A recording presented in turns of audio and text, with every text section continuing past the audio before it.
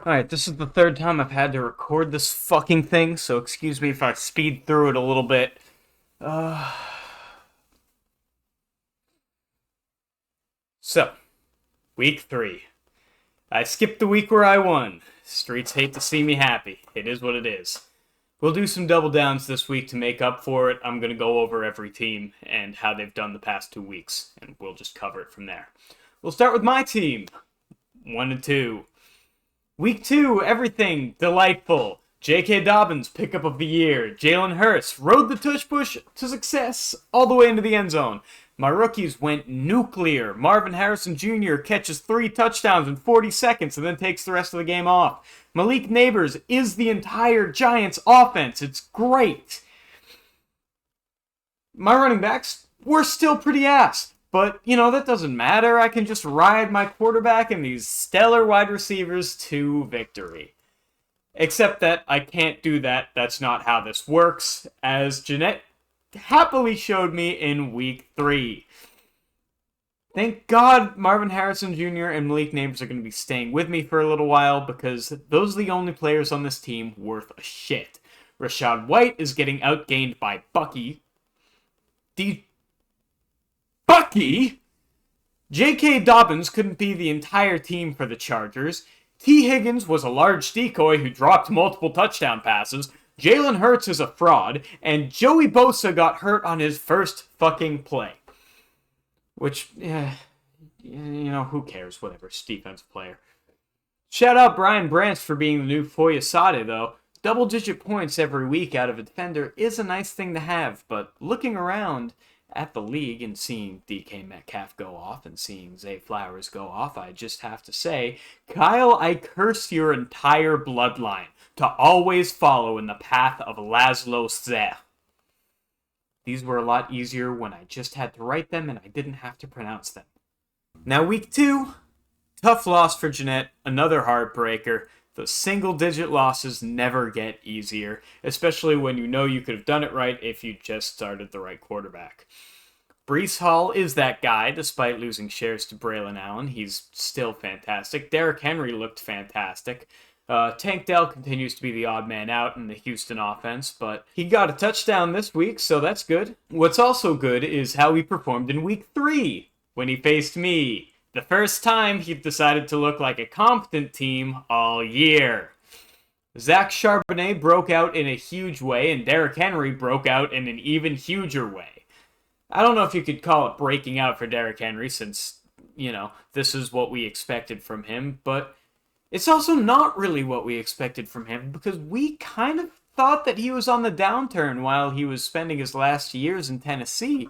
And this new-look Ravens offense has really revitalized his career. Zach Charbonnet looked so good that he might actually hang on to that lead back role once Kenneth Walker returns. There are some bad things here. Yes, Tank Dell caught a touchdown, but he still is like the third option in this team. Rashid Shaheed got game planned out completely. Giant goose egg on his half. And the entire Saints offense suffered because of it. So defenses in the future are going to look to really lock down Rashid Shaheed, because he's kind of what makes that Saints offense click with his deep threat potential. So if you can cut him out, they lose a full dimension. Brandon Ayuk dropped another end zone pass. He's not looked great. It is what it is. You gotta hope he'll get back on track as he gets more game reps and eases himself back into the system and playing professional football after his holdout. We'll see. It could be a Le'Veon Bell situation where he's just screwed himself and now he sucks forever. You never know. This season, the pattern seems to be, as long as you have 3 dominant players, the rest doesn't matter at all. I wrote that while I was really bitter about this loss, but looking at all the other teams, that really seems to not be the case. If you've got 3 dominant players and just nobody else, it's kind of more of a 1 and 2 than a 2 and 1 type of recipe. You feel me? Speaking of 2 and 1, let's move on to the naysayers. An incredibly powerful statement win in week 2. toppling Burdos with a near 200-point game. Alvin Kamara had his mandatory 140-plus point game per year. CeeDee Lamb went crazy, as he's wont to do. Calvin Ridley had his one big game a year that makes you fall in love with him. George Kittle had his one big game a year that makes you fall in love with him. Hell, even Justin Tucker had his one big game a year that makes you fall in love with him. Against Burdos, that had to be extra sweet. It really made a statement on how things are not what they used to be for the man. On week 3, the other side of the coin hit Mike. Saquon Barkley put up 30 again, but it didn't change how this one played out. Calvin Ridley turned back into a pumpkin. Kittle was out with an injury, yet again. Jacobs got bottled up, couldn't really do anything.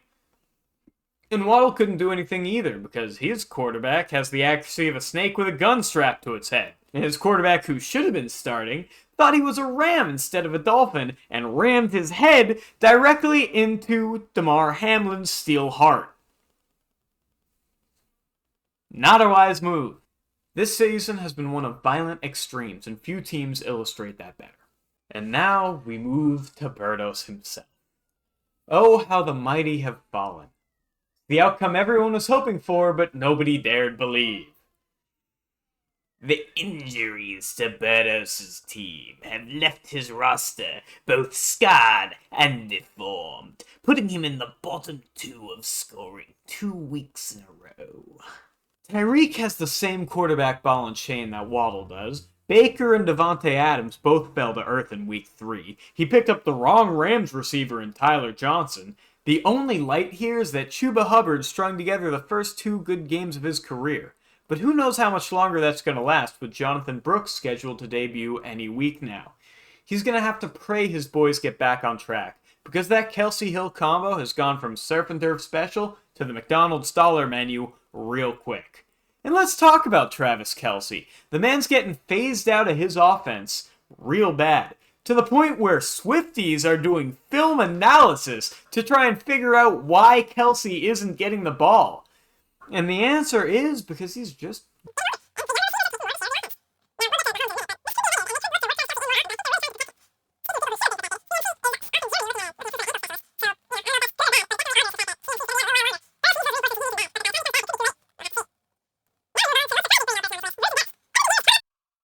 Special update on Christian McCaffrey just in. After meeting with a specialist in Germany, Christian McCaffrey is set to miss another couple of months. Burdos needs those reinforcements and he needs them bad, but that by the time he comes back, it could be too late. Now we move on to the most surprising 3-0 person on this list, Drews in Paris. Everything here is coming up Drew House. After constant talks about how it was over for Mr. Dunn, he has proven both the haters and the losers, of which there are many, wrong. Kyren Williams exploded to cover Ramondre dropping the ball. DK Metcalf has been the dominant wide receiver 1 we caught glimpses of the last few years. Devonta Smith was doing fantastic until his head got blown off last week. Ow. And Brock Bowers is what we thought Pitts was. Beneath that doofy pothead exterior lies a cold, analytical mastermind, and we've all been baited yet again. How many trophies does he need before we learn to stop underestimating Wrigley's GM abilities and appreciate greatness? It's been a tough one out here for Brian. His best output was in week 1, which he lost, and it's been downhill from there. He skated by against a team on a 100-point watch in week 2. In week 3, he was the lowest score of the week. That Derek Carr gravy train hit a bump in the tracks. It remains to be seen whether that's just a patch of turbulence or if the league has figured him out and it's a full derailment. Devon Achane was a monster in week 2, but without Tua, he didn't have the sauce he once had, and Mostert returning is gonna cut into his workload even further. Mike Evans has been a complete non-factor these last 2 weeks as Chris Godwin has decided to really step up and be the alpha receiver there. Chris Olave and Jahmyr Gibbs have been eating, but they alone cannot hold this team up. Can Jaden Daniels and Rome Odunze, both of whom went off in week 3, prove to be the difference in turning this ship around? We'll see. He's due for something good happening, because he's facing me this week, so, you know. I don't have faith. Sneaky consistency here from Andrew's squad, with him never dropping below the 130-point margin. His only loss came from a full-powered fantasy menace that went for nearly 200, so tough to blame him for that one. Week 3, he hit his stride. Ja'Marr Chase returned to the dominant position we expect him to have. Lamar Jackson has continued to ball out this year now that he has a non-terroristic offensive coordinator, and Brandon Aubrey has been the greatest asset in fantasy football. Who knows if that's going to last, but for now, it's astonishing. That running back 2 slot is a gap for sure, but with Devin Singletary proving that season...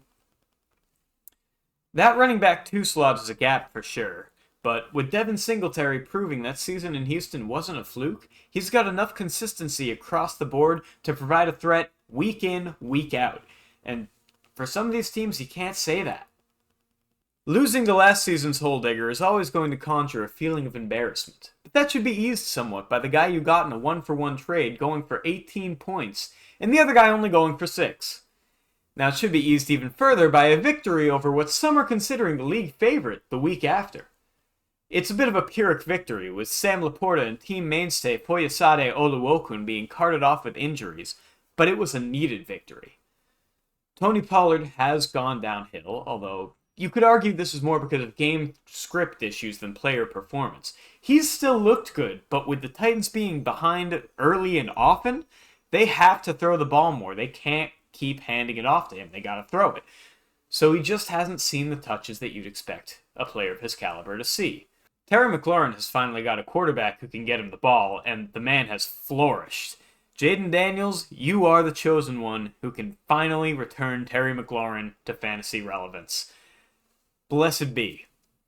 Bijan has been consistent, decent, but not the world beater you were hoping for when you traded away DK Metcalf for him.